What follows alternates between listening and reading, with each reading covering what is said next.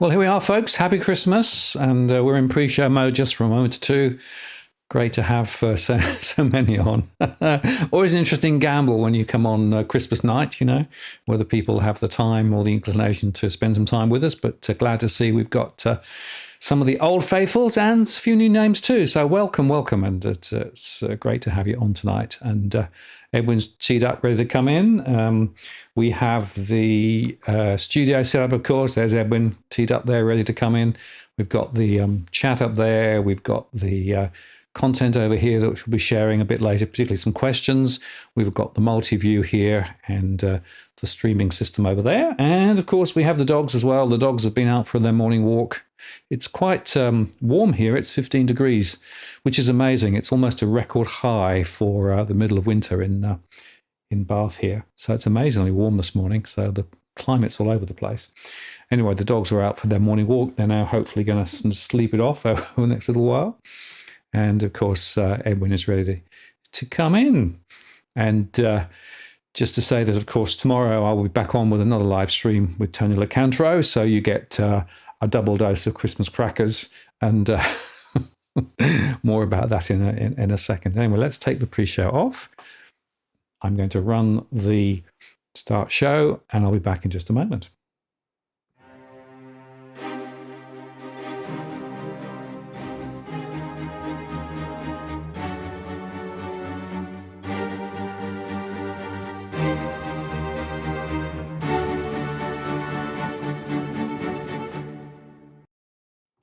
Well, good evening and welcome to this live stream on Christmas night. It's Martin North here from Digital Finance Analytics. It's great to have you on, and thanks for taking a chunk of your holiday evening out and spending it with us. It's greatly appreciated. We're going to have some interesting conversations today. We've got some questions, some of which came in beforehand, which we're going to build around the show. But obviously, if you've got questions, we can also accommodate those too. Just before we get into Edwin, let me just remind you, I always do, we're not providing specific property or financial legal advice. It's the general conversation. We are moderating the chat as normal. This is as at Christmas night, 25th of December 23, if you're watching in replay. If you'd like to ask a question, use @Walk the World. That'll make sure it goes into my queue and gets to my attention. There's always plenty going on in the chat, so I don't always follow everything. But if you use @Walk the World, there's a greater chance. Also enable Super Chat, which means you can get your questions up the list, or indeed make a contribution to what we do here. Anyway, that's enough from me. Let me push this button and bring Edwin in. Edwin, hello. Happy Christmas. Merry Christmas to you too, Martin. How are you going out? How are you keeping there in the in the world of the knights and in fairy tales? Well, it's interesting. Having spent many years in Australia with Christmas in the middle of the summer, I always had a nagging feeling that it wasn't right, because normally it should be cold and dark at Christmas time. So I'm back here now, and of course it's cold and dark, although not as cold as normal. But I confess, Edwin, I did transplant a hat onto your head when I made this thumbnail. So I hope you didn't mind. But I thought it was quite fun to really call this a Christmas cracker. Yeah. Look, I mean, yeah, it was one of those years, wasn't it? It was a cracker of a year, and it's going to be. I don't know what it's going to be in 2024. It's going to be very, very interesting, to say the least. But let's keep our fingers crossed that these numbers come on market a lot quicker than what they did in 2023. But I don't know. I've got this eerie feeling there's a lot going to be happening, globally. And like I said, the turtle's turning into a clam. So it's not going to be fun and games for the buyers. But vendors it's going to be party. But we're also going to be talking about apartments and the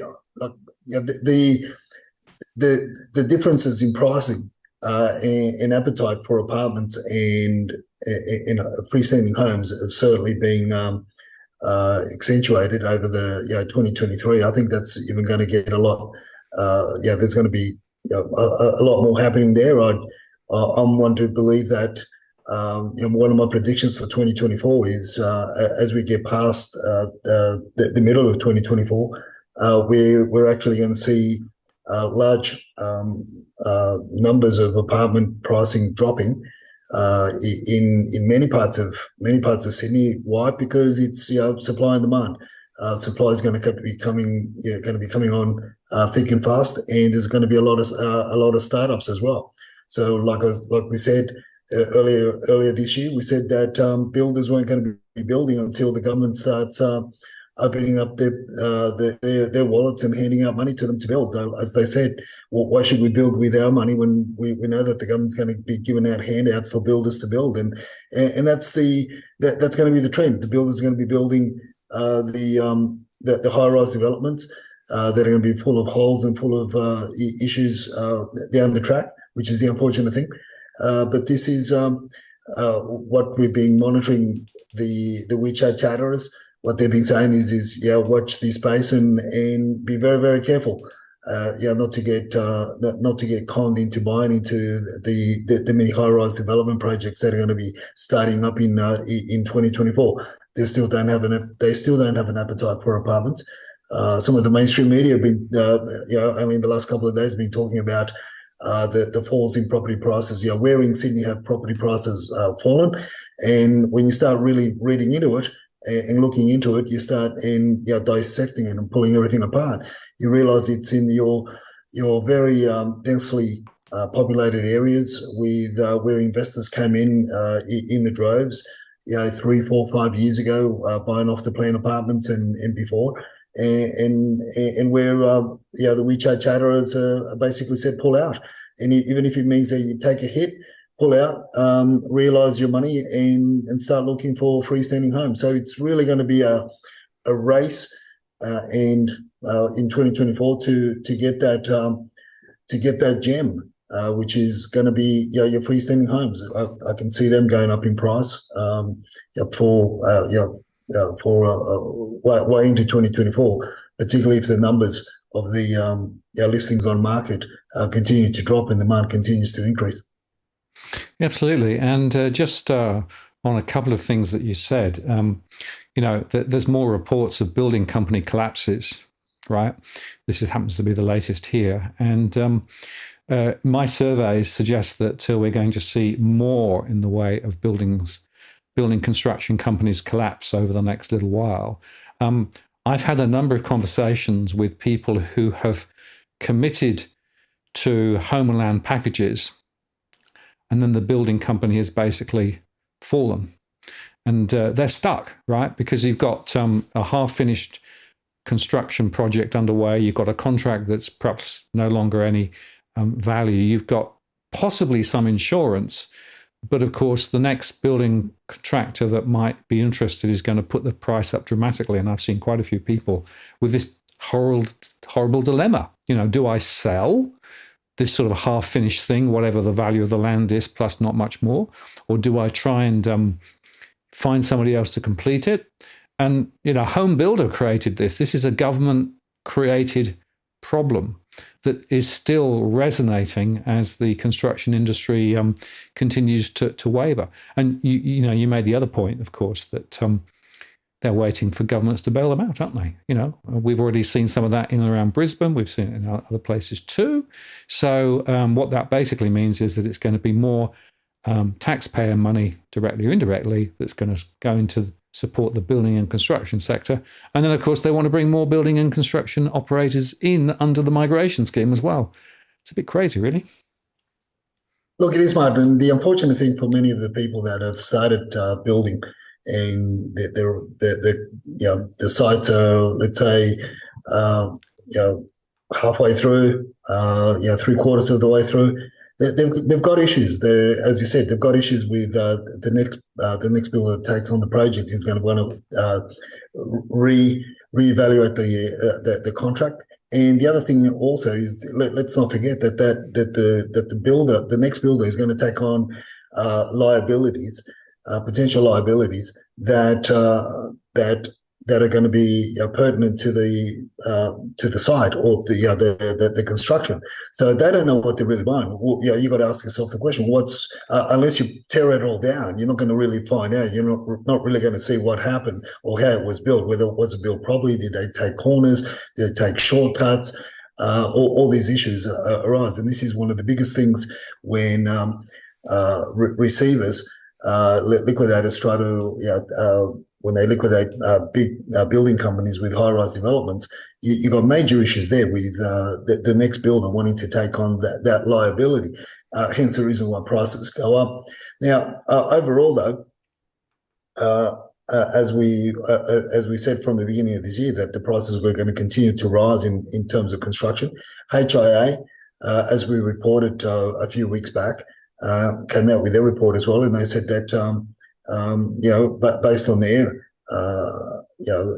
their view, their surveys and whatnot, being the industry group, they're also saying that things are going to continue to get more expensive. We've got the issue with engineered stone. We've got basics that's really going to affect the construction now, because that's the 7-star rating. Developments that have to be completed to a 7-star rating now. That's increased the cost of building by another anywhere between 12 and 17%. All these ongoing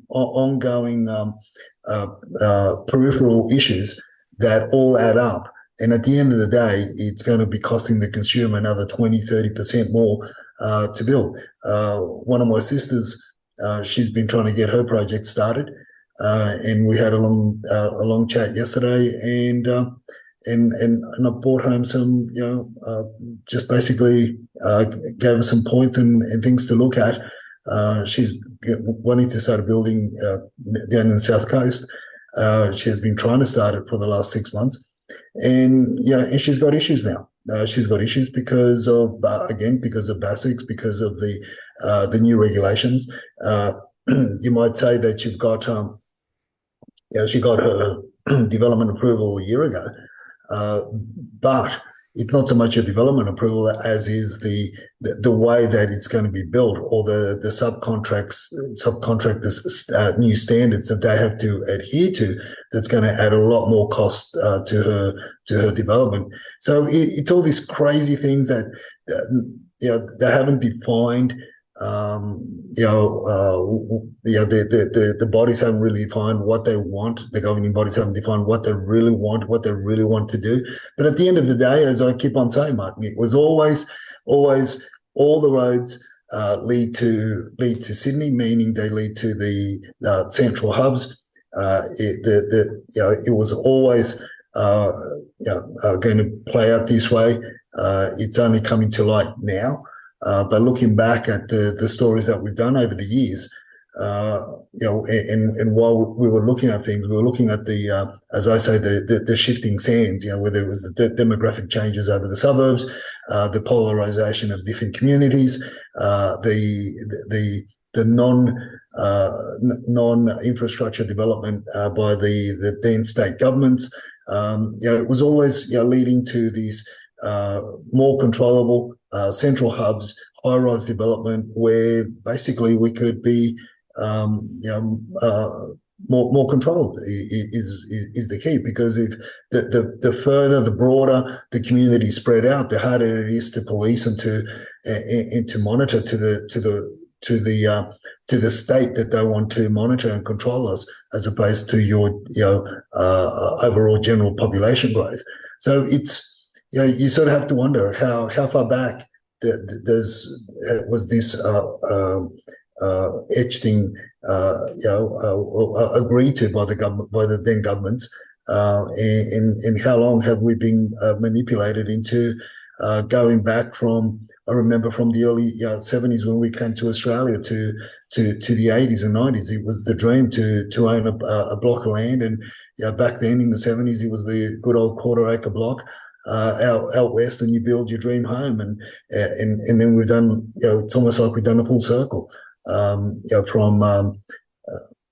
having that dream of having a bit of land and a freestanding house to call your domain, to now being corralled back into with unfortunately a lot of young people, a lot of newcomers into the market won't have a choice but to buy into the high rise developments, because in a way that's all they're going to be able to afford, either to rent or to buy. Yeah, absolutely. It is a bit of a mess, isn't it? And of course, the high migration is part of the issue. Just to remind everybody, we have significant net overseas migration, as you can see from this chart here, higher than it's been for a long time. All sorts of different mixtures, including, of course, a lot of students, but a lot of people. And as we'll discuss a bit later, Edwin, some of those migrants have the capacity to buy and to buy houses rather than apartments. And so there's a whole sort of set of issues there. Just one other point I'd like to bring up before we get into some of the questions. That we've got a bunch of really good questions which I want to spend time on. But I thought this was an interesting thing that came up. Albanese coy on taxing the family home. So, the Financial Review is highlighting the fact that, well, he didn't say, no, I might not, I'm definitely not going to tax it. And so One Nation is saying, is there more pain to come? Be interesting if that actually was another factor thrown into the mix in 2024, because of course that would significantly, to my mind, change some of the dynamics with regards to the way that property works. I don't know, it may be nothing, but on the other hand, you wonder whether there's a thought there, because of course they're desperate for more tax, aren't they? They're spending so much on submarines and other bits and pieces, and the tax take has risen to higher than it's ever been. So they're obviously looking for other levers. Yeah, look, it's crazy, but I don't know. Like I said, Martin, I guess from my conspiracy theory point of view, my conspiracy hat, when we came to Australia, I thought, the seeing a revolution. I actually saw some big demonstrations when I was in South America, living in South America as in my early years, as well as when I traveled back to South America and saw some huge demonstrations and conflicts. And I'm sad to say, but after growing up here in Australia and now looking at where we are and what the governments are doing and what the federal, the state, and even local governments are doing, I mean, the people have just about had enough. And this is why my conspiracy theory brain cells, keep on saying that expect to see a revolution, because the general populace can't keep on taking this. I mean, we've now got we've now got the 10 cities springing up in many capital cities, in parts of different capital cities, and like I said early this year as well. A lot of people think that the 10 cities were going to spring up out in the west, or they've got this illusion that it's going to happen in the southwest region or the western region and that. And I said, don't be surprised if a 10 city springs up in the North Shore, in the northern beaches, or any of these other places as well, because that's where the cost of living is. Is a lot higher as well in the eastern suburbs. You'll have to look at your rental prices and the cost to live in these areas can be horrendous. Other than the fact of you got your schooling as well, your private schools. So all these things are going to be putting a lot of pressure on the general population. So it's really only going to be a matter of how long can the general population take all the bullshit that spews out of the government. The halls of government, whether it be federal or state. I don't think it's going to be, it's going to take that much longer. And like I said, things are almost broken, but unfortunately they have to break before they can be fixed. And my idea of breakage is going to be when you see mass demonstrations on the streets, not for a political cause as such, not for a stance on a religious belief, but rather for general living standards. Just the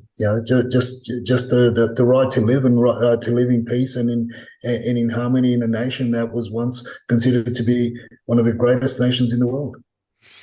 Yeah, it's just certainly sad to see some of the ramifications of bad policy over many years now coming home to roost.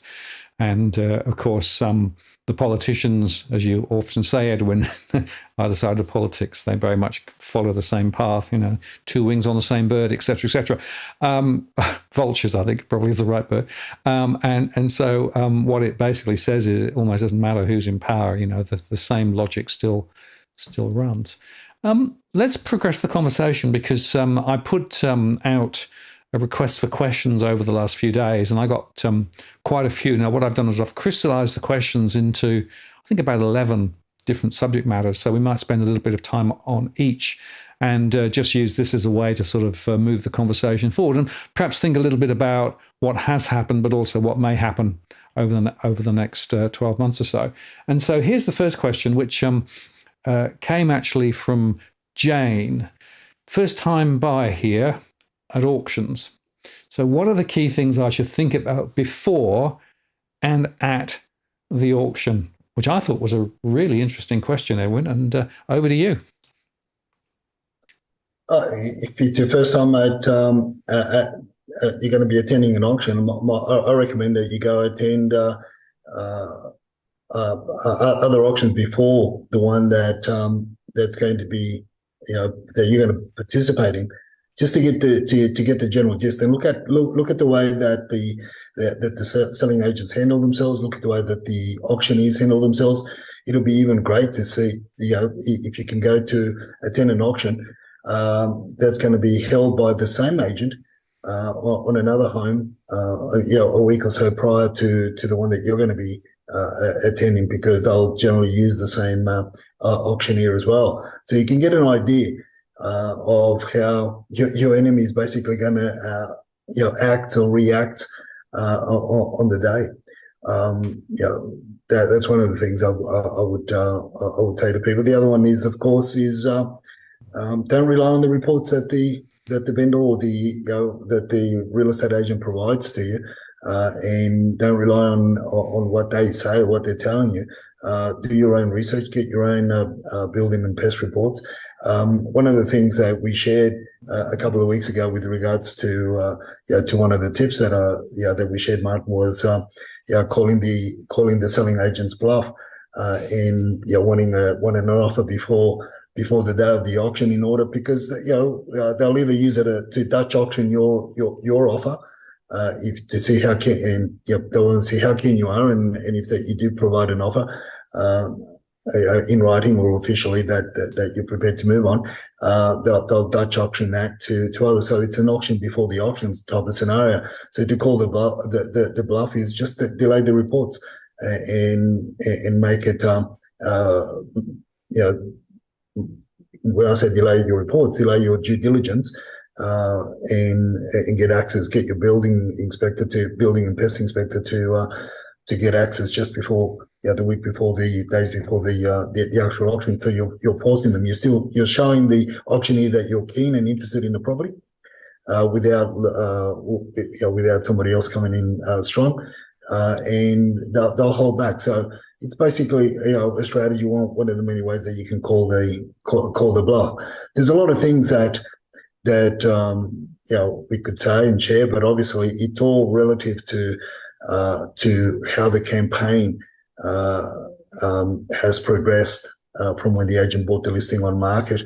I make it a point that in properties that we're keen, I make it a point to go there early, and to the open for inspections. I like to do private inspections outside of the open for inspections, but I still attend the open for inspections from time to time. Particularly either at the beginning of the campaign or more closer to the day of the auction, and to see what level of interest and who's interested in the property as well. Is it builders or syndicates that I'm familiar with, that Dusty and Evan are familiar with? When I say Dusty and Evan, the WeChat chatterers in areas where it's high demand by the WeChat chatterers. There's a lot of syndicates that float around in those areas. I want to know who I'm going to be going toe to toe with on the day. There's a lot of things that you can do, but I would say that they're the things, the few things that come to mind to give Jane, for her to to grow whole. But there's a lot more things that you can do, but obviously because of time and in the nature of the show, we got to give time for the other questions as well. Yeah, I'll just add one other thing, Edwin, and that is that you need to go in with a fixed view as to how much you can afford, right? Because remember that this is a bit of a game. It's also very emotional, and so you can quite easily get carried away, and in the motion, the emotion can actually mean you start bidding more than you really need. So I always want people to go in with a very firm view as to how much they can afford and what makes sense. And remember that at an auction, you may well not be successful. So there may well be other bidders. You don't quite know what's gone on. The bid sometimes is with the vendor, and it's not always transparent and clear precisely whether the property is on the market or not. So always make sure that you know whether the property is really on the market or not, right? That's the other thing. But I think, Edwin, your first point, sit in other auctions, just watch other auctions, get familiar with the process, get familiar with the way that it works.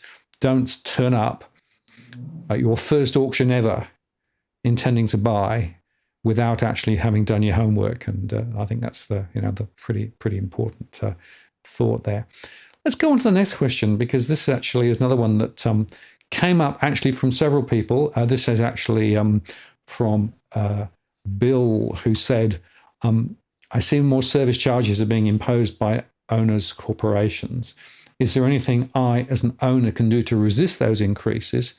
And what happens if the owner's corporation goes bankrupt? Which I think actually is a pretty interesting question given the current situation, Edwin.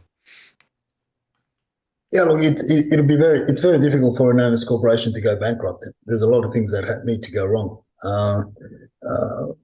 before it can really go bankrupt. This is the reason why there's always, they raise the special levies. That's what you got to be careful of, is the special levies that are raised along the way, or when you're going to be buying into an apartment complex or a strata plane, more to the point, the high-rise developments where they're cankered with a lot of issues.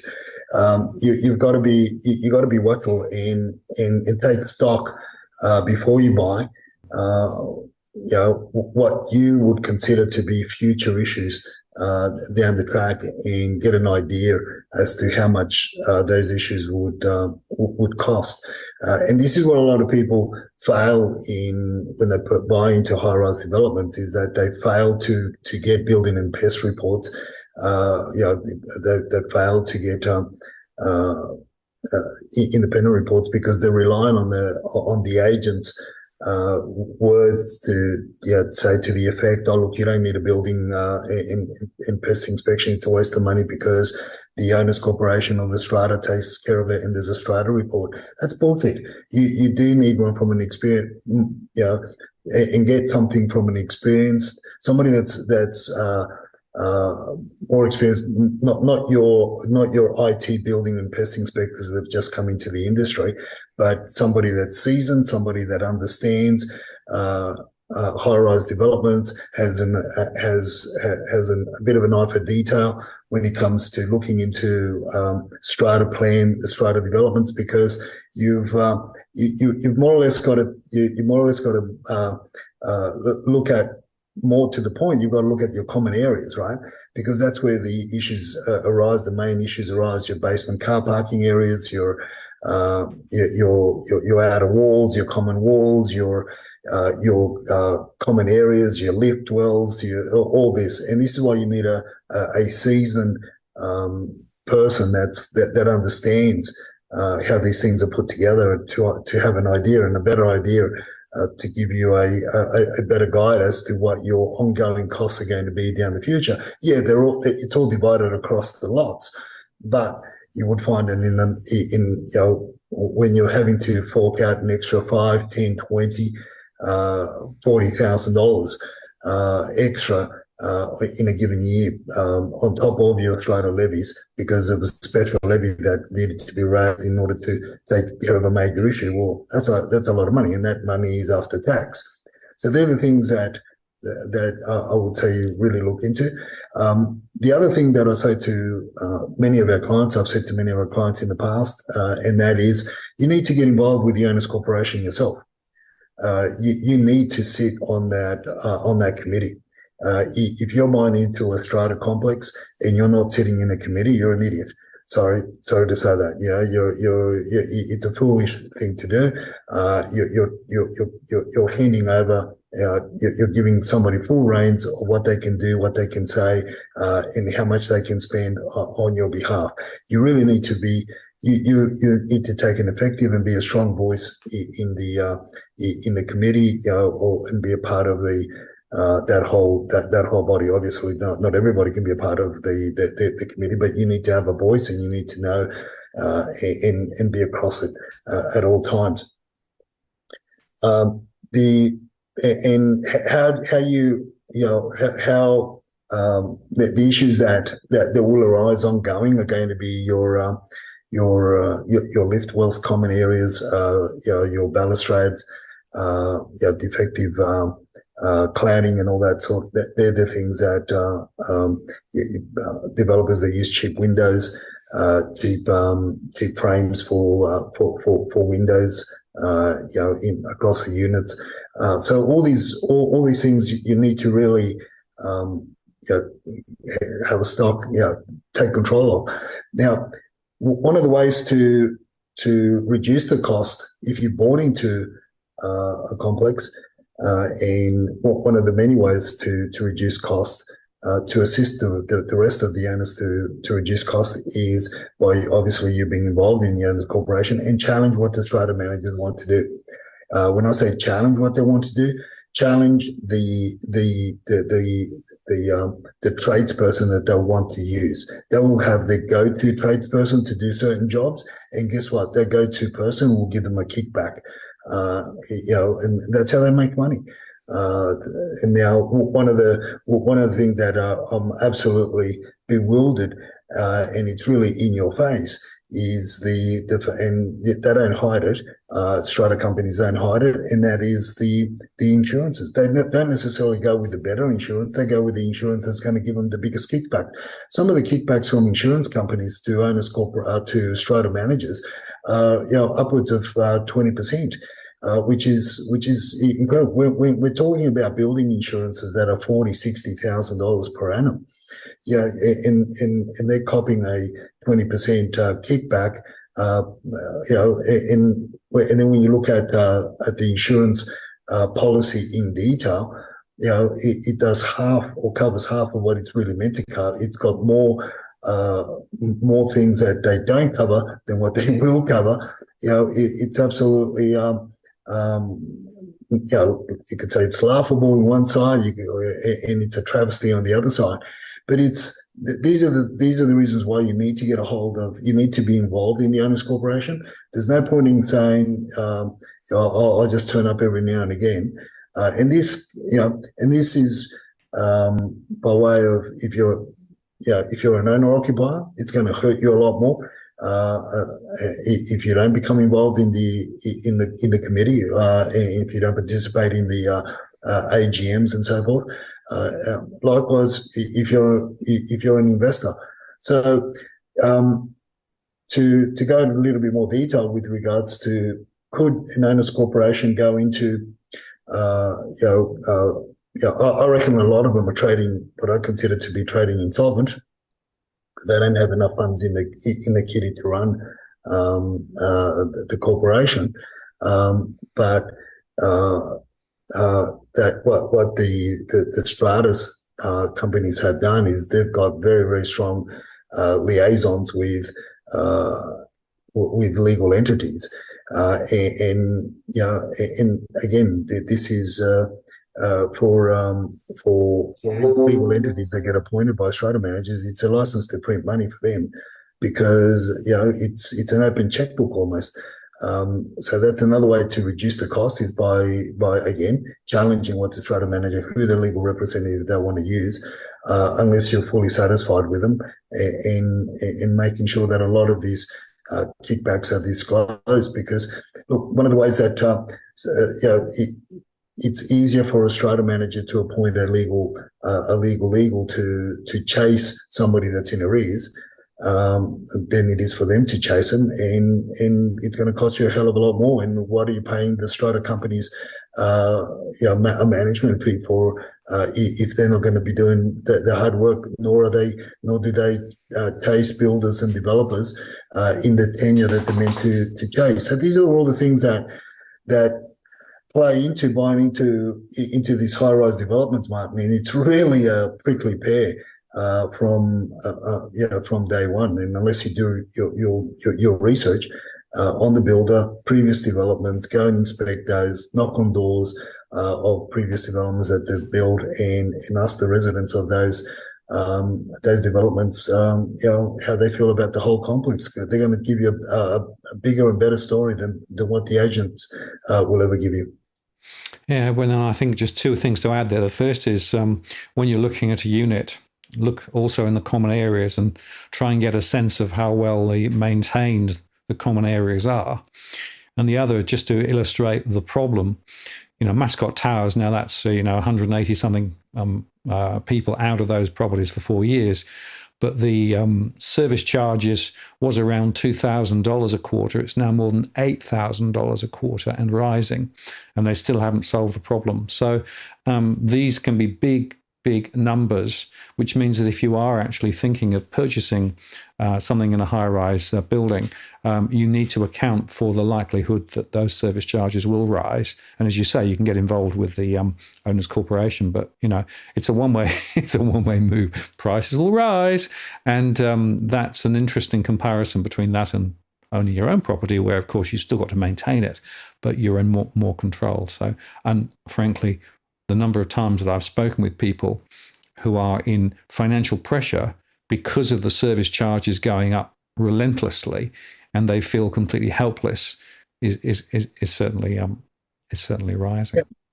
But just going back to your comment with regard to Mascot Towers, right? I'm on record many years of saying that when the issues were starting to be publicised, over the mainstream, when it was sinking, and the issues arose, I'm on record as saying that they need to chase. Back then, they needed to chase the original strata management company that took charge of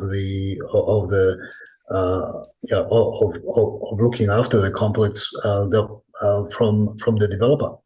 And I said, that's where your dangerous liaisons are.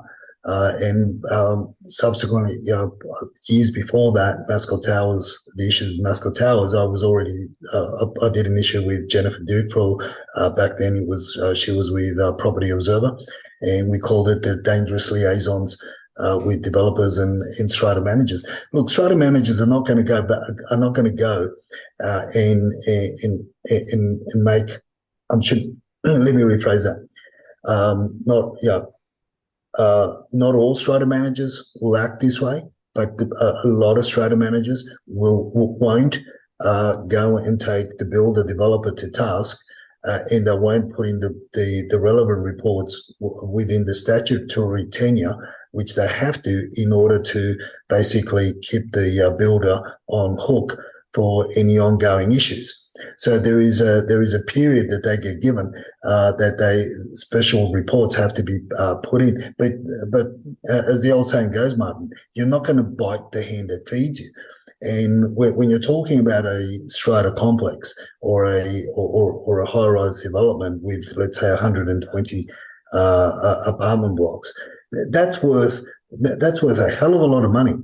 As residual income and ongoing income, and also as a saleable asset to another, from one strata company to another strata company. When you have that, it's a rent roll that you can basically borrow against as well from the bank. The bank will lend you on your strata roll.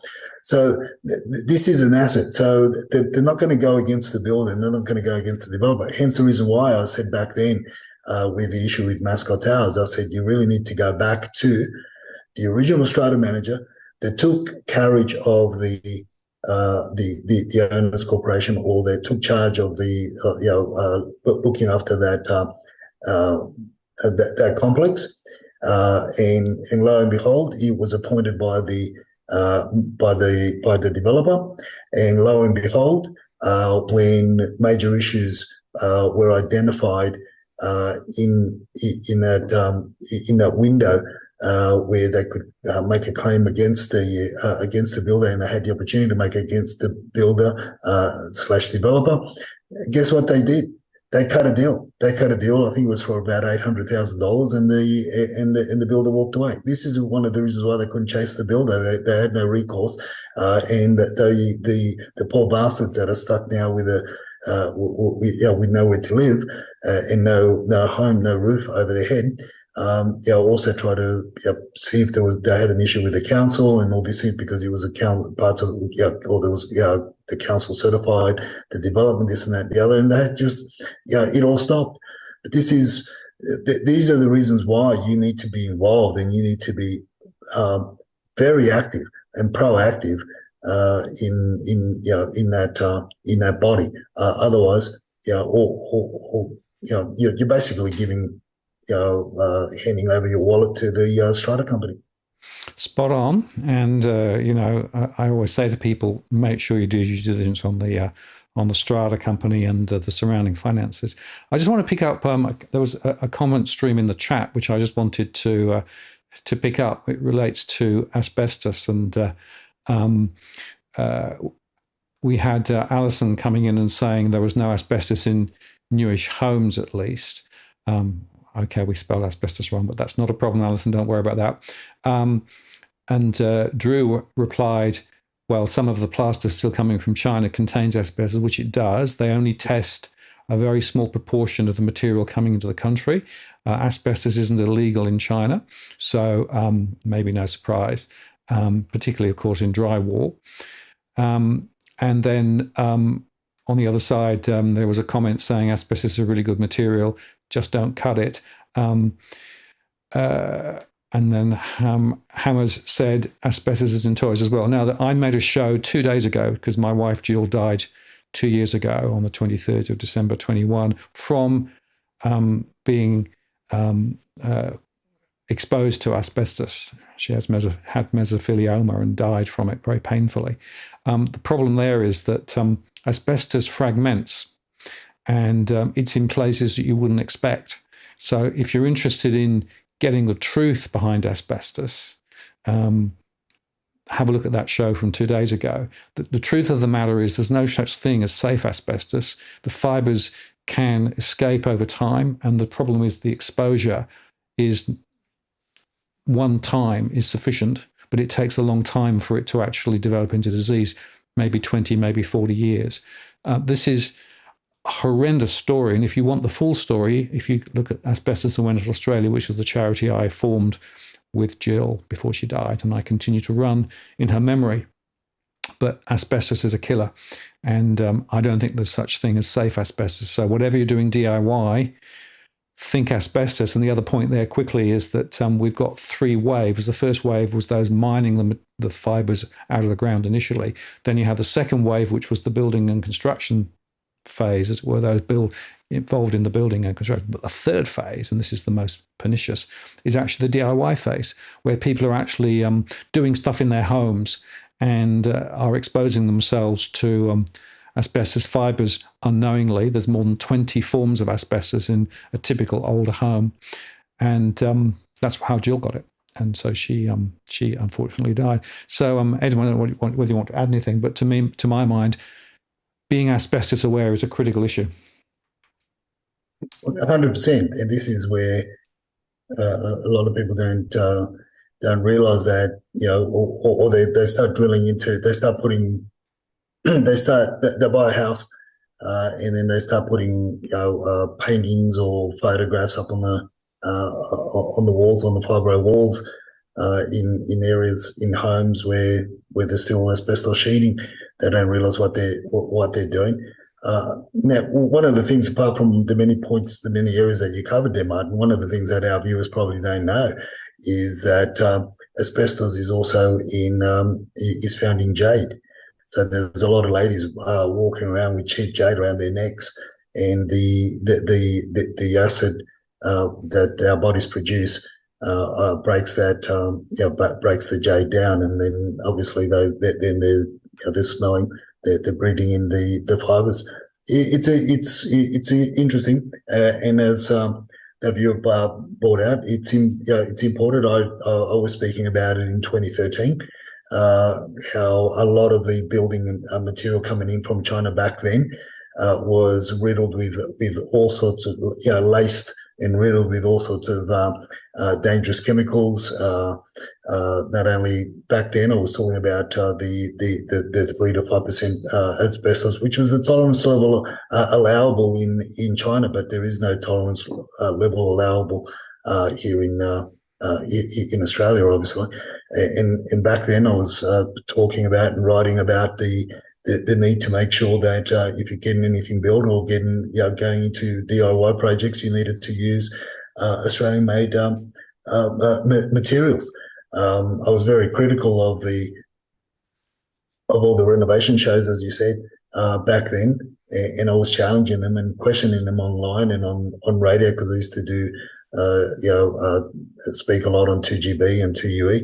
And I used to challenge a lot of what they were doing and not doing. And if you look at the old episodes of these DIY shows, Martin, you see them demolishing the old bathrooms, yes, and they've got no PPE. That was horrendous, and nobody called them up on it. Nobody, other than myself and a couple of others that, and I know where I'd find those.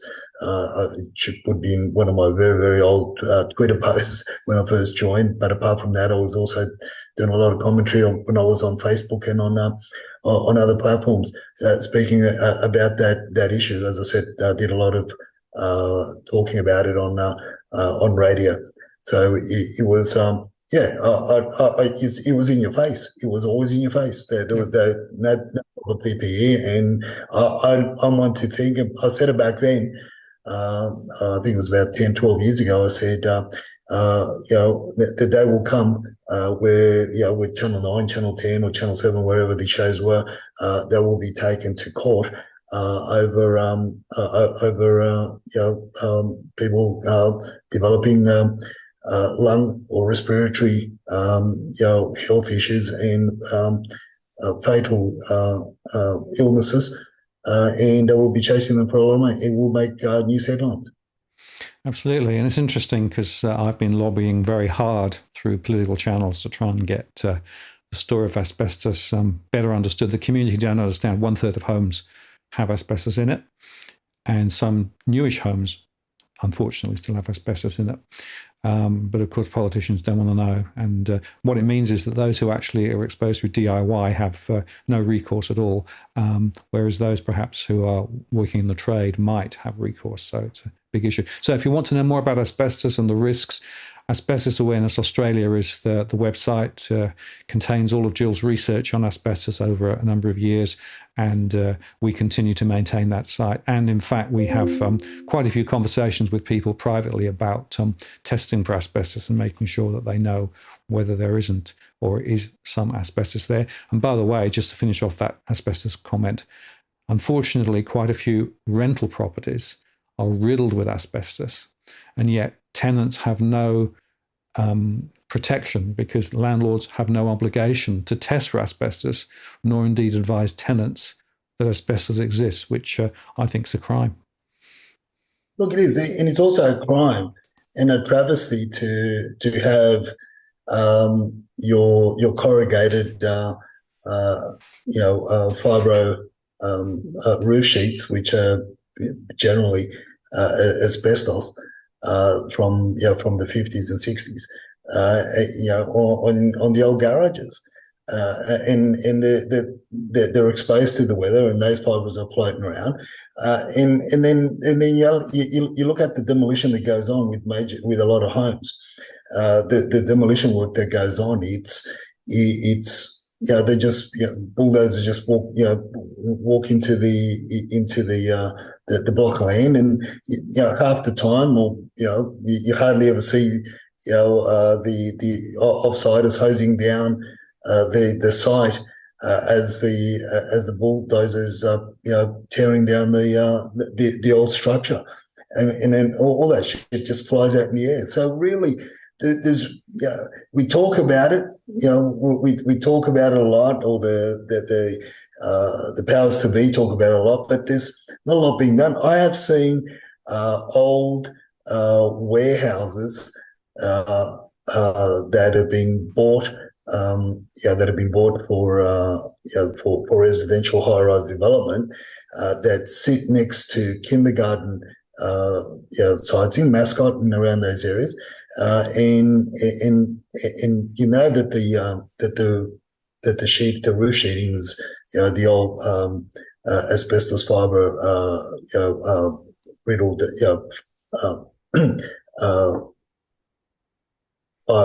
fibrous cement there, and guess what? They just knock them down. Three bulldozers come in, knock the whole thing down during the day, whilst the little ones are playing in the kindergarten next door, and all you've got is some dingbat with a small garden hose trying to hose the dust down as they move along. Crazy! It's absolutely crazy, Martin. No, it is, Edwin, and I'll tell you. Just before I left Australia, there was some renovation work being done just down the road, and they got the specialists, quote unquote, to come in and remove the asbestos. And so there were 3 of them there. 2 of them, because it was a really hot day, had all the PPE, etc., except that they took the hood off, stripped back to their waist while they were shipping the asbestos into the various bags and things. And I went up to them and said, do you realise that's actually the problem? And they sort of turned around and said, well, it's so hot, we don't care. And I'm thinking, that's the problem, right? We don't care. The truth is that you need to care. And unfortunately, the legacy here is more than 4,000 deaths a year from asbestos-related exposure, including mesothelioma and asbestosis, 800 or so from mesothelioma every year, even now. And the numbers are not going down. So this is not yesterday's problem. It's still, unfortunately, a very contemporaneous problem. And so if you're doing DIY, if you're thinking about a property, check for asbestos. It's really, really important. And, I know from first-hand experience how bad Jill's life was over the last few years and how her breathing got worse and worse until she died because she couldn't breathe. Anyway, let's move the conversation forward. Another question here, which actually sort of segues quite now. This is defects. So it seems the defects in new builds are on the rise. Why is this? As a prospective buyer, what should I do to check out the builder? And is there any recourse after purchase?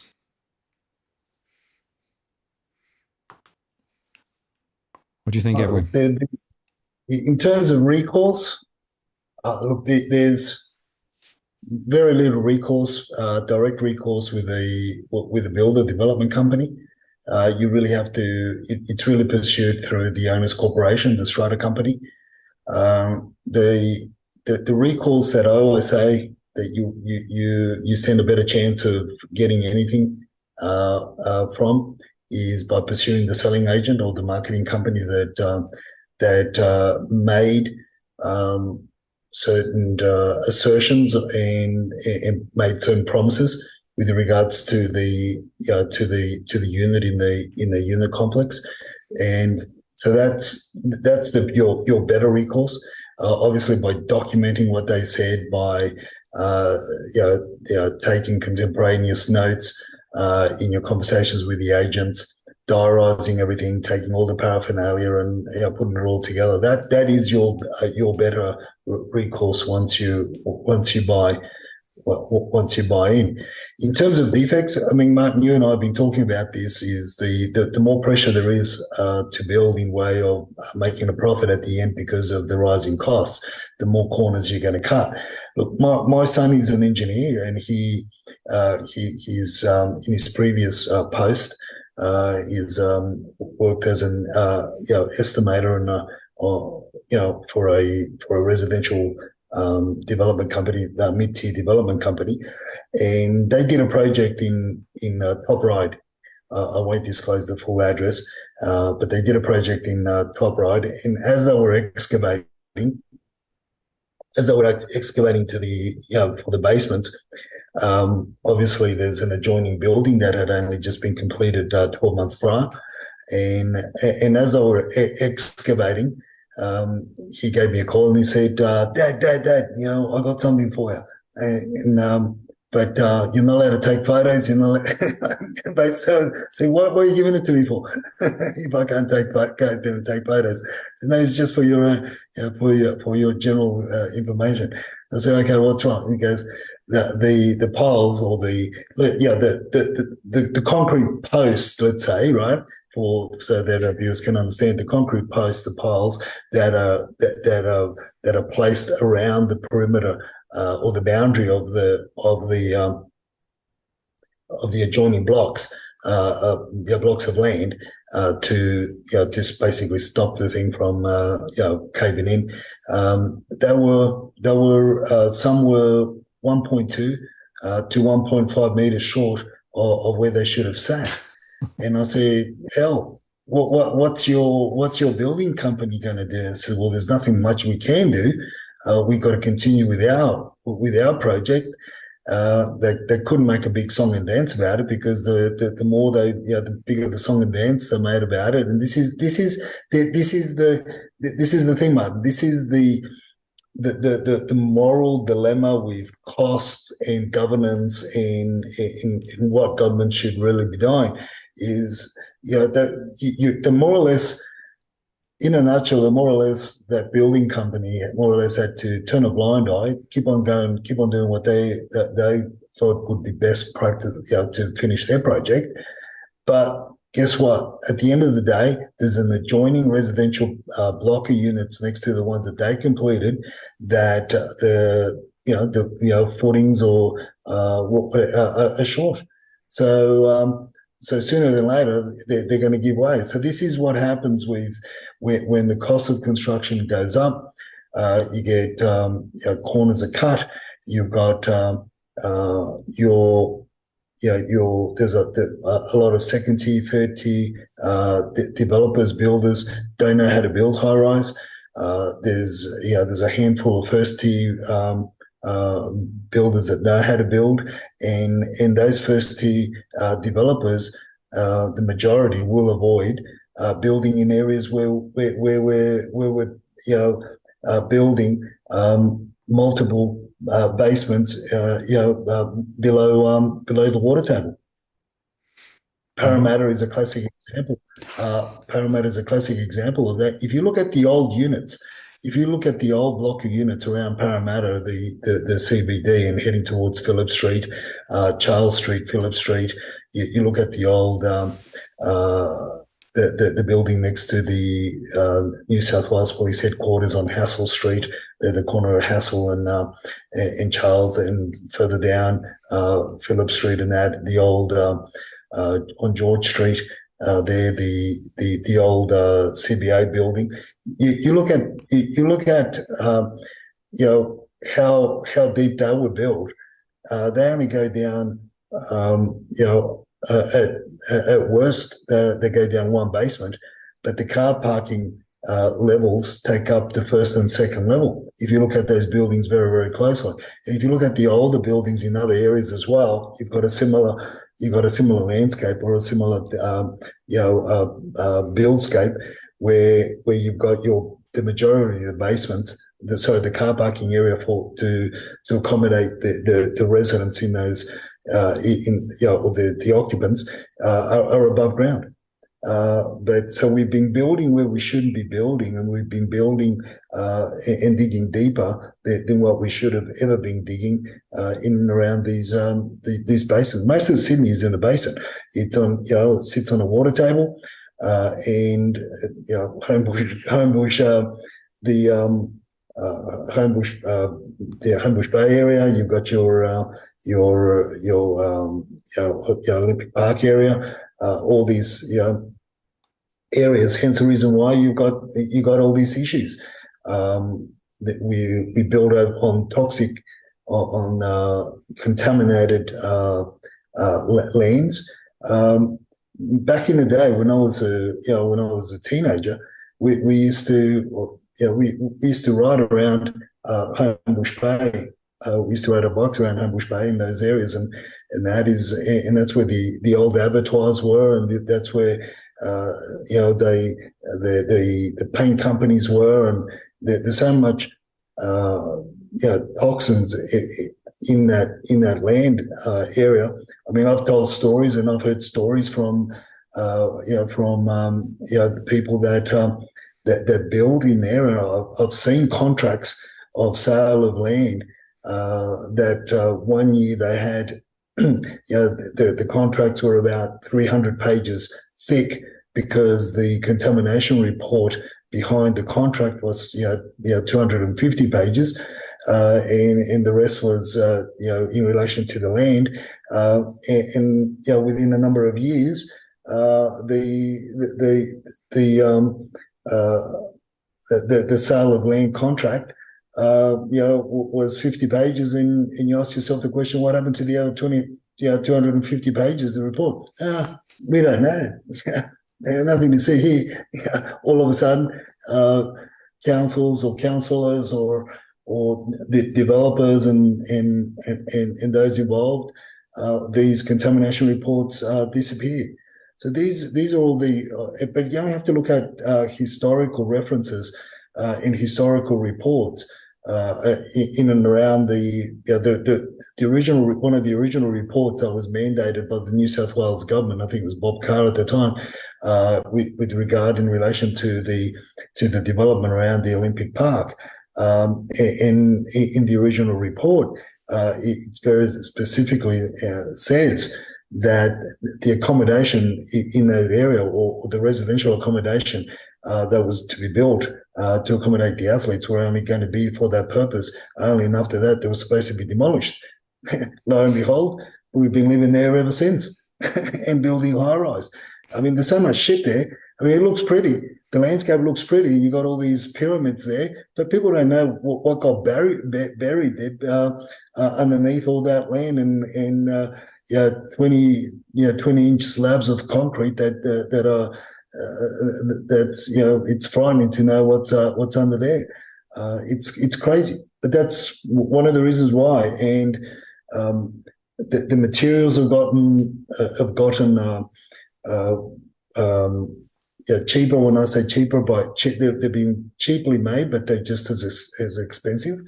Our construction, the boom that we went through from the 2013 onwards, or 2013 onwards, when the Foreign Investment Review Board lifted the basically opened the floodgates for every man and his dog from overseas to earn buying property in Australia, because of the fixation and the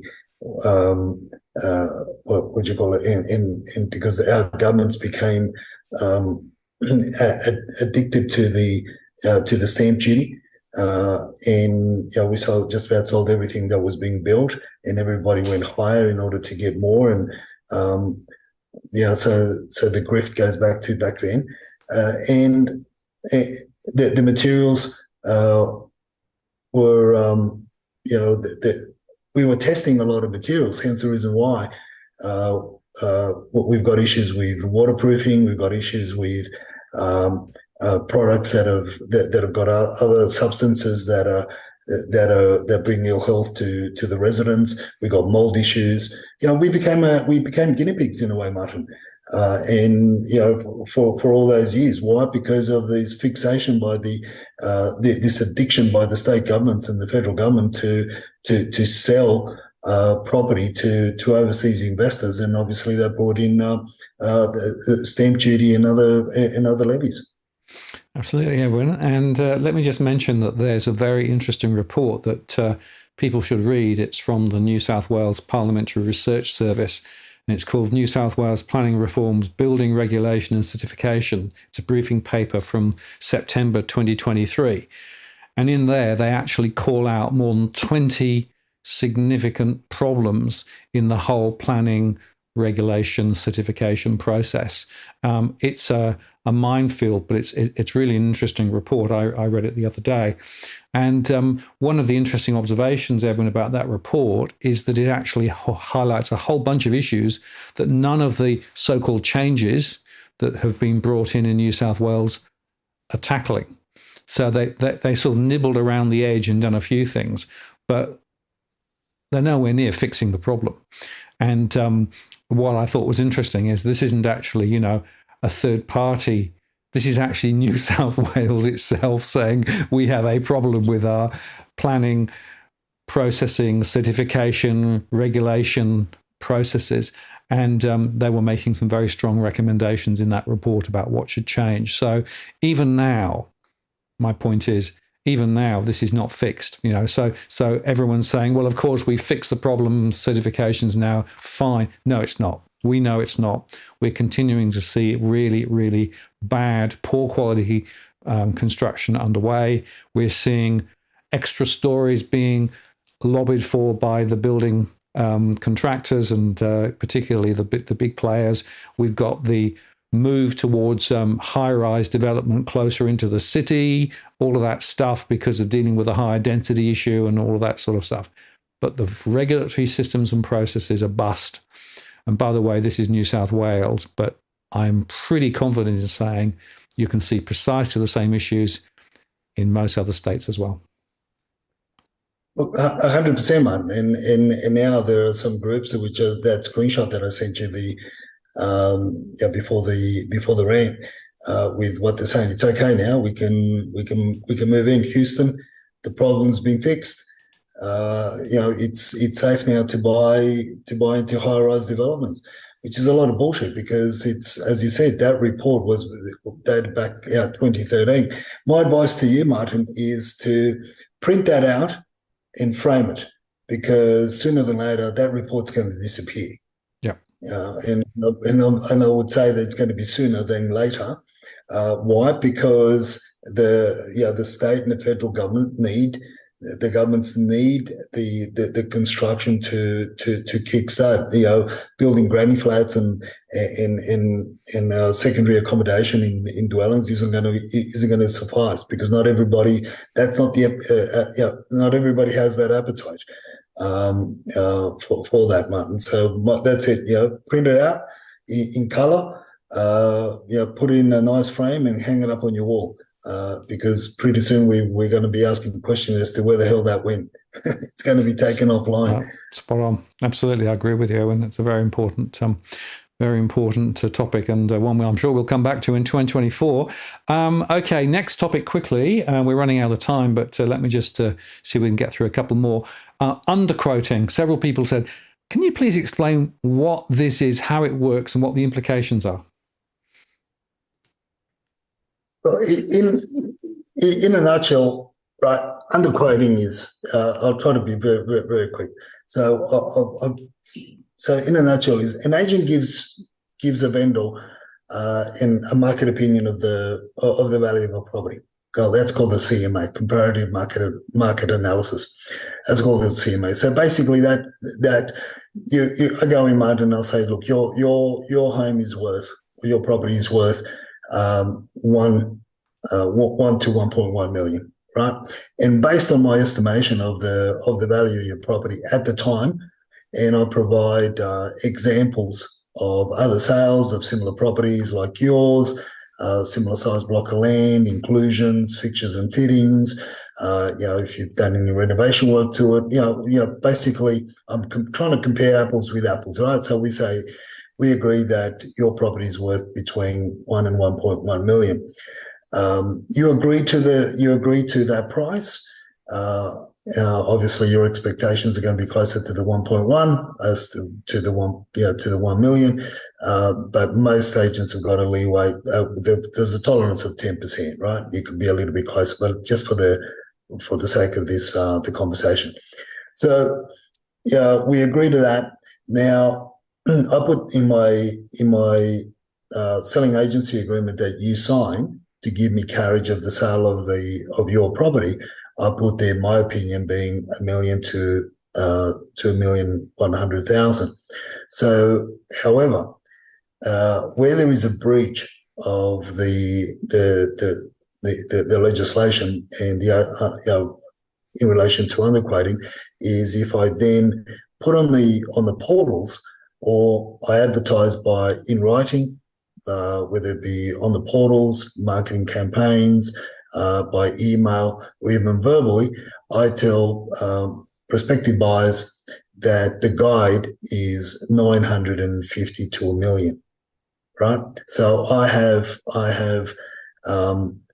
that's the underquoting part. That is where I am now in breach of the regulations, and I am breaching of the act.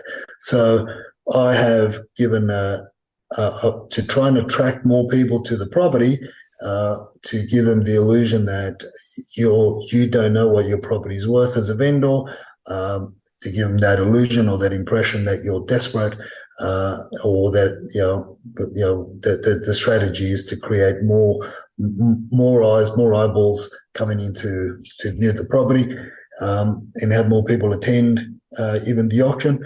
Is I price any form of advertising, as I said, it could be by word, could be text, email, on the portals, or any other marketing format. I advertise a lower price than what is on my selling agency agreement that you have signed. Now, the way agents get away with going ahead is basically, and this is where a lot of vendors go along with this bullshit, and that is the fact that the agents come up and they're upfront with the vendors, Martin. They say, "Oh, look, within a few days, they say, oh, we haven't had much interest in the property. Maybe we're advertising it too high. Can you give us permission to advertise it below the CMA that we gave you, and below what we put your property's worth on in the range that your property's worth that we put in the selling agency agreement. Otherwise, we're not going to get people coming to inspect the home," which is a lot of nonsense. It has been a lot of nonsense, and you've seen how 2023 has played out, more to the point around freestanding homes. There's really not been a need to do that, to underquote or present mislead the general public by providing a lower than your estimated guide that was presented to the owner when you first signed the agency agreement. There was no need to, because of the high demand. But why do they do it?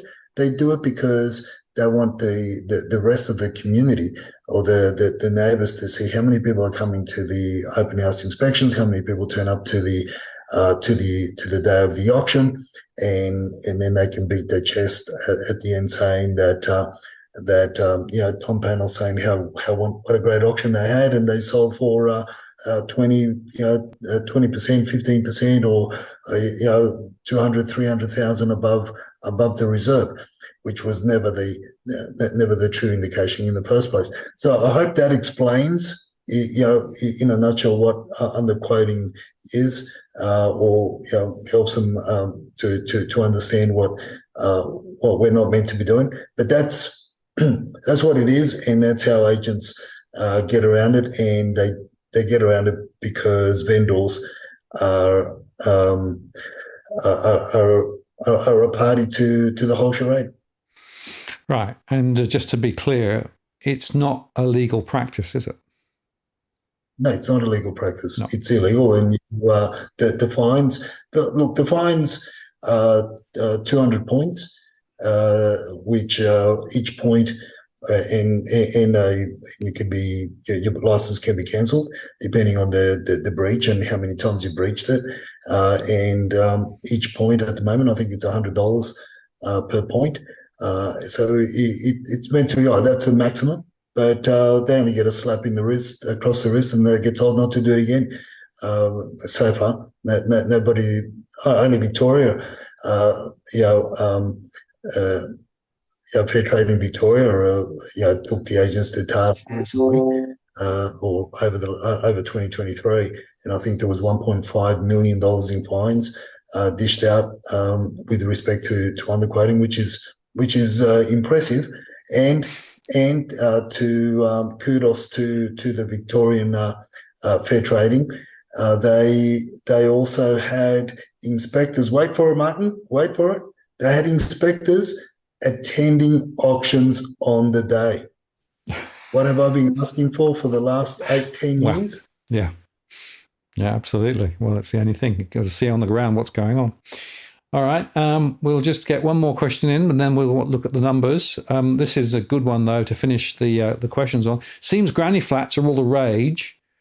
What does it tend to do to the property or the plot that it's on and which it's built on? Does it increase the value or reduce the appeal on resale? I thought it was quite an interesting question. Look, it is. It's I guess it's beauty's in the eye of the beholder, right? So if you're sitting on 10,000 square meters of land, and you want to build a second dwelling, you can call it a granny flat, or you can call it which one's going to get you more money if you call it a granny flat or if you call it servants' quarters. You sort of ask that question. Depends what you call it. Martin, you're a little bit late to the party there. That was a good joke, but I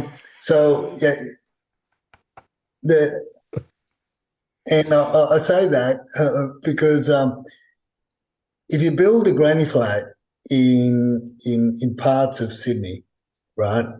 This is all very subjective. So this is very, very subjective to the individual. But if you build, from my point of view, if you build a granny flat in some parts of Sydney, say the western suburbs of southwest region, I would say that it adds value to the property, right? Because the actual dwelling, and as I said, you're generally building, you're adding value by adding, the building space, and you're also got a lot of older homes. If you're building a granny flat in areas, in your more affluent areas, you could come unstuck if you're not building it to the style or the scape of the area, and if you build that second dwelling, there's one that I forgot to send you, but there was one property that I'll post when you put this live stream on Twitter. I'll post it. I'll post the floor plan of this particular dwelling. Now it's a $4 million property, and it's in the Ryde region. That's all I will say about it. Now it's a new dwelling, and it's got a granny flat attached to the dwelling, but it makes the floor plan look horrendous, and it actually takes away from the aesthetics of the house as well. So the house looks okay from the front, but because the way that they've divided, the way they've added the second dwelling, they've also really created a third dwelling as well, which I don't think it's council approved, but when the viewers see the floor plan, they'll get what I mean. So the areas where it will add value, and I believe there are certain parts where it will detract because they will use the wrong materials to build. It won't be in character with the surrounding or the scape, as much as I say that it adds value to dwellings in the west and the southwest region, there are some shitty granny flats that have been built in the southwest and western region as well that you sort of wonder who built them and how they were built. So obviously it's going to be more of a deterrent. So it's a case by case, But look, overall, that's where we're headed. By hook or by crook, that's where we're headed. Victoria, well and truly into it now, and it's either live in the granny flat, live in the caravan, or live in a tent. Absolutely, and I think yes, the "it depends" answer I think is spot on. There are some circumstances where it might make sense, others where it doesn't. But of course, there's a heavy pushing of granny flats, as you say, both from the state perspective and also from private developers who think it's a quick buck. So what interesting to see.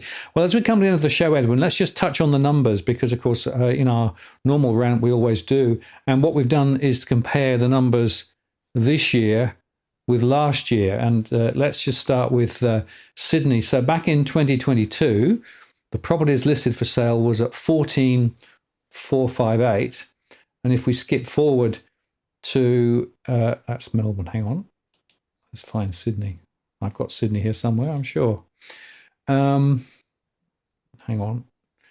Just 1 second. Let me just see whether I can find the up-to-date one. I thought I'd put it in here. Yes, I had. Just here. Here we go. So 25th of December 2023, we're at 12,658. So we're a long way down on where we were. And that doesn't bode well for next year in the Sydney region, does it, Edwin? No, it doesn't. And in a lot of suburbs, there will be suburbs where you will get an increase in numbers in the first quarter in your western regions and in your southwestern regions. And the other thing that people have got to be careful with when a lot of people start talking about numbers is what type of dwellings are they? Are they houses or are they apartments? And so look, we put it up there, and again, we use the domain because we've used domain region as a go-to site for a number of years, and to compare the regions across the eastern states, and it's just been a good site to give us clarity on the different types of properties, different areas. From our point of view, obviously we have not dissimilar results from our conversations with colleagues on the ground, the selling agents, people that I've known for many years, for a number of decades, what they tell us in the big offices, what's happening. And also from other websites that we also keep a track of the numbers as well. So if these numbers continue the way that they've been tracking, and let's not forget that it's 2023, there's been higher demand on the ground in terms of buyers wanting to buy than properties available, than the demand that was in 2022. And why people aren't talking about that other than you and I is beyond me. And this is, and I've been saying to some of friends and clients and relatives over the last week, it's a watch this space, because the migrants that are coming in with a hell of a lot more money than what they were in previous years. And secondly, they don't just come in and go straight into a purchase. They'll come in, they'll wait around, whether it be 3 months or 6 months or 12 months, check out the different areas of Sydney before they settle down, and they've got the money to do it. And then they're not buying with government assistances or joint venture agreements or this or that. They're coming in with your 20, in some cases your 30% deposit plus stamp duty, in the bank. So I feel demand is going to be a lot higher in 24, and for the sake of the local buyers that want to get in the market, I do hope that the numbers rise. But it's a watch this space in the area that you want to look into.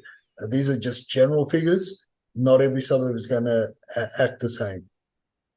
Spot on, Edwin. And we might just quickly look at the trends. So this is Dusty's Sydney region listings. And you can see that going down, going down, going down. And another way of looking at it is this is the domain for sale listings in 2022 and 2023. And you can see that there's a consistent trend where, again, you can see that there's a considerable slide. So, as you say, watch this space. But I think your point is also very true, Edwin, that you have to go granular here because not all properties are behaving the same way, not areas are behaving the same way, units and houses are behaving differently. And I also see quite a few people who are coming back, migrating to Australia with large pools of cash available. They want to buy houses, not units. So I think that's another factor in the mix. We might just quickly look at the story in Melbourne as well, because Melbourne's quite interesting. If you look back in 2022, we had 23,154 in Melbourne, which is worth thinking about. And if I skip forward then to Melbourne in this calendar year, you can see that it's got 23,483. So something different is happening in the Melbourne end of things. Yeah, it's on the money, but we knew that the investors. It's only now I'm hearing more and more mainstream media news talking about investors getting out of Melbourne, and if you look at those numbers, the majority of those numbers are freestanding homes. Yeah, and people are asking us the questions, oh, why is it freestanding homes? Because there were a lot of investors that went into Melbourne from other parts of Australia and abroad. With fixated on buying home loan packages as investments, and the reason why they're bailing out is because a lot of the Asian buyers in the communities that do your budget accommodation, they can't do that in those markets. They're in Melbourne. They're a lot tighter. They're a lot harder. And the legislation with regards to renting, you could say, is a lot tighter than what it is in New South Wales. So they can't get away with your budget accommodation type of scenarios where they're renting out rooms. You've got more your traditional property management side of things they're operating there. And most of the investors are in Sydney that bought into those home and land packages in Melbourne, and they can't control. Even if they could rent them out on a room by room basis, they need to be close by in order to go and pick up the cash at the end of the week. If you go down to Melbourne on a monthly basis, you're going to get a lot of people that are going to be skimping out on paying their rent. So it's that, hence the reason why the WeChat chatters called it, and soon after, weeks after they called "Get Out of Melbourne," because of those silly. Proposals that the Victorian government were bringing in, and will continue to bring in, taxing the investors. It's really a no-go zone for investors, so hence the reason why you've got a lot of these properties for sale on the fringes, on the outskirts of the Melbourne region, whereas apartments seem to be doing relatively okay in comparison. You've got half the number of apartments for sale in Melbourne than what you do in homes. Absolutely. Very interesting. And the dynamic between Sydney and Melbourne is now quite stark. Brisbane, of course, back in 2022, we had 4,774. And if we skip forward to this year, 2,821. Huge drop. Pretty amazing. Yeah, almost 50%. And from what I'm hearing this is on the different networks, from what I'm hearing there is the demand is still very high in that area. Again, not in every suburb. So it's really going to be a watch this space with the listings for 2024, Martin. It's not. It's not looking pretty for people wanting to come in. But the thing is how much longer can those that have been sitting on the sideline, even the Aussies that have been sitting on the sideline that cashed out of crypto or any other investment class, over 20, in 21 and 22, and be waiting for for things to for the numbers to really ramp up in 23. How many of them are going to basically bite the bullet and jump in as well? That's why I'm saying it's really going to be you know, be careful with what you wish for, what you buy, what you move into, and who you're going to be competing with on the ground. It's because of the lack of demand, construction's going to drop even more so in 24 than in 23 in previous the 22. That's what HIA is saying anyway. There's not going to be a delivery of that many. Most of them are high rise anyway. Freestanding homes, in terms of your numbers of projects being finished over 23 to apartments. I mean, it's the miles apart. There's more strata developments going to be completed, or strata units going to be completed than a hell of a lot more than homes. And there's all these issues with small building companies that would otherwise take on the construction of buildings. Many LGAs have got still got issues with your NIMBYs and pushing for and also LGAs have changed a lot of the LEPs as well. So you can't even build duplexes, and you've got all these homes, freestanding homes that were built in the late 40s, 50s, 60s, and on decent blocks of land that could easily be subdivided into a duplex or a small villa complex of 4, but they won't because of political persuasion. So it's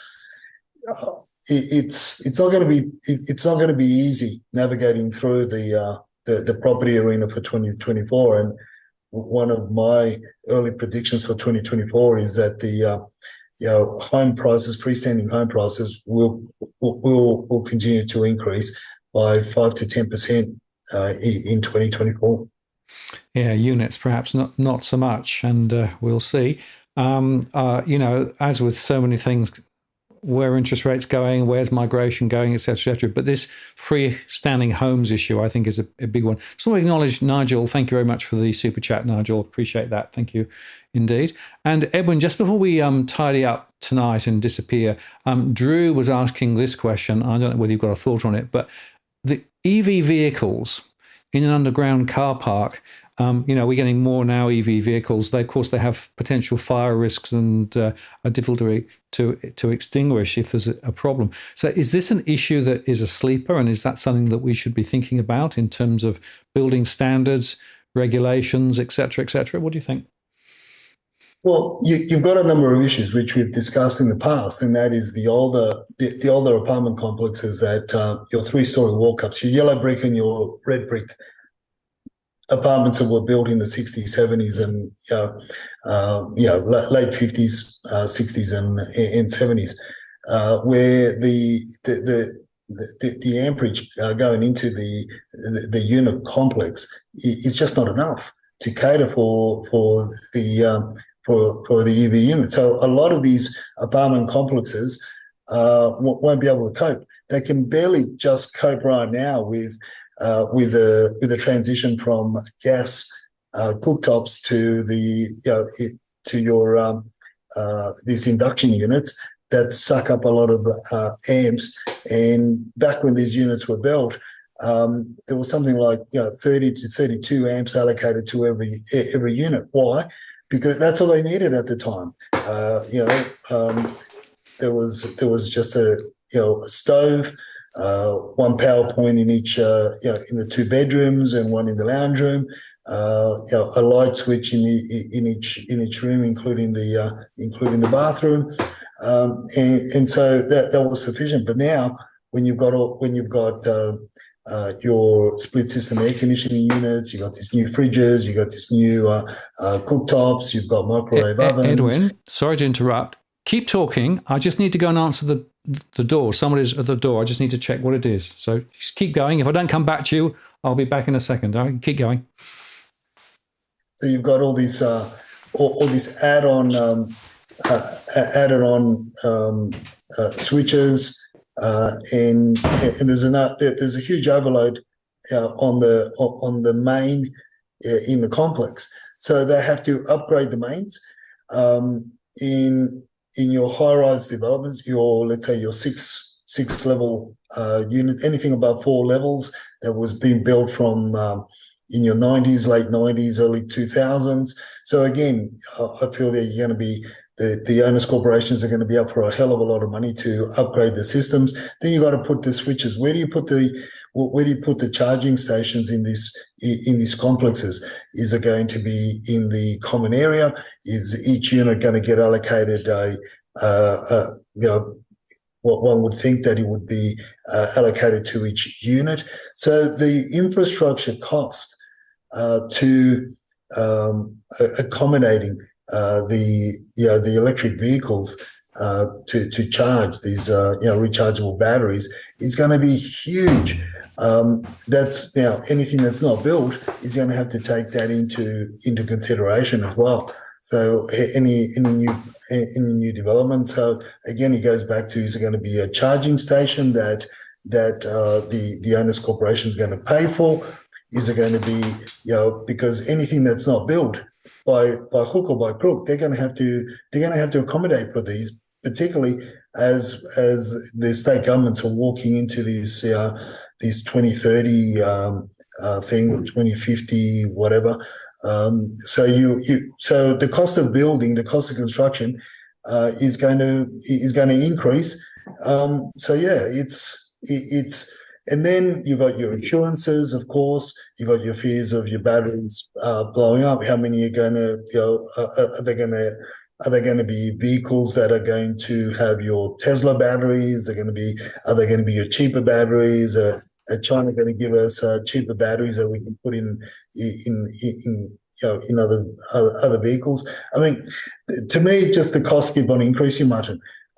And so by right, the insurance companies are going to say, hey, if you're going to be adding all this infrastructure and all these other potential issues that could go wrong in the future. Well, we're going to add our premiums. We're going to add our premiums as well, and that goes for your freestanding homes as well. It'll be interesting to see moving forward what happens with your rental properties, how the government's going to see that, and if they're going to have to be upgraded to accommodate electric vehicles as well. It's just a mess. It really is a mess, mate. I think it is a mess, and the fire risks, we've had a few examples in the UK where effectively, for example, there was one at a local airport quite recently where an EV caught fire. It was in one of those multi-story car parks. The whole of the floor of the car park basically got incinerated. They had to close the airport, etc. But of course, it's very hard to extinguish. So I think there's a really, really significant issue here, which is not fully understood. As you say, it's also a power demand, etc. So it's a mess, I'm afraid.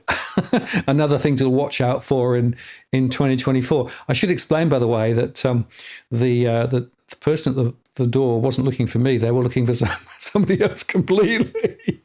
I couldn't understand why they kept ringing this wretched doorbell, because I didn't answer it the first couple of times, but they were insistent. They wanted to see, so I apologize for that, but there you go. Edwin, I've really enjoyed this conversation. Thank you very much for taking some of your Christmas evening out and hopefully spreading a little bit of insight and Christmas cheer around the place. Obviously, we'll be back next week for our normal rant. I will say that the other questions that we didn't get to will work into the next 2 or 3 weeks with rants, because there are some other really interesting questions to think about too. But any last thoughts before we sign off?